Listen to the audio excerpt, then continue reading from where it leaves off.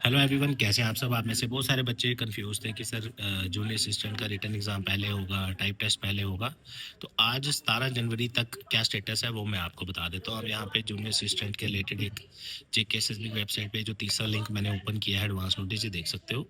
Junior assistant exam की जो written exam की डेट है, यहाँ पे आप देख सकते हैं। जूनियर असिस्टेंट एग्ज़ाम ये आपका 22 फरवरी 2026 को कंडक्ट किया जाएगा।